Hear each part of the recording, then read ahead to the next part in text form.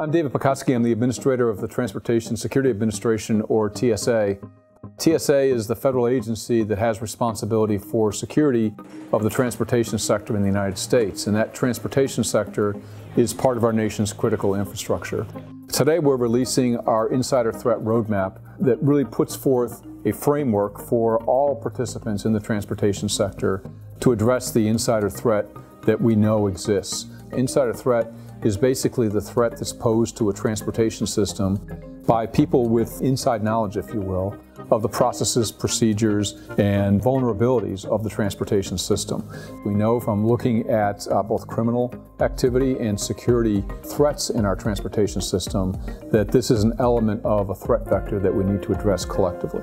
I think it's important for all employees in the transportation system, and there are thousands and thousands of employees in the transportation system. Every person is somebody who contributes to the safety and security of those systems. And so, we'd like every transportation employee, and certainly the leadership of transportation systems, to really emphasize that fact with their employees and look for ways that we can identify specific insider threats and begin to mitigate them in a collective manner. Most people, when they think of TSA, think of TSA in our aviation security role, because that's clearly our most visible role. But we are also responsible for coordinating transportation security in the surface transportation modes. And there are many modes of surface transportation, and I won't name all of them, but they would include pipelines, buses, rail, mass transit, etc. So it's a very broad and significant responsibility, and I think people definitely appreciate the impact of the transportation system on the American economy and on the safety and security of the American people. We have three strategic priorities. One of them is to make sure that we base our decision process on data to the maximum extent that we can. And it's only that way that we can make the decisions that make the most sense and have the most effect in the long term.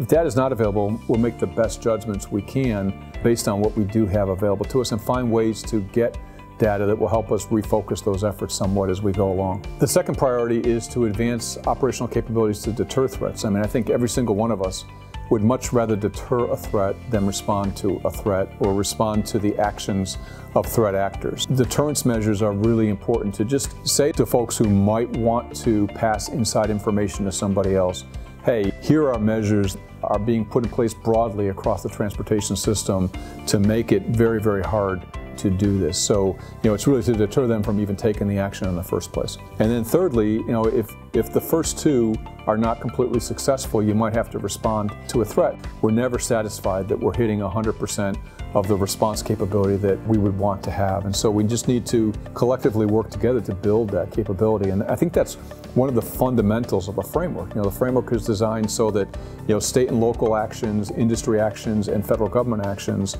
are coordinated to the maximum extent they can be, so that whatever we do invest in insider threat, whether it's data collection, whether it's deterrence, or whether it's response, that investment is coordinated amongst us and has the greatest impact, the greatest positive impact. And so the roadmap is designed to coordinate effort amongst all of the government agencies and the private sector entities that are involved in the transportation system with respect to security. There's been a lot of work on this document over the past couple of years. We have two outstanding advisory committees that advise TSA, and they're represented by members across the aviation and surface transportation sectors. And so there's been a lot of good work to try to make this document as useful as it can be. And really the use of the document is not so much the document itself, it's what we collectively do in a coordinated fashion to address the insider threat.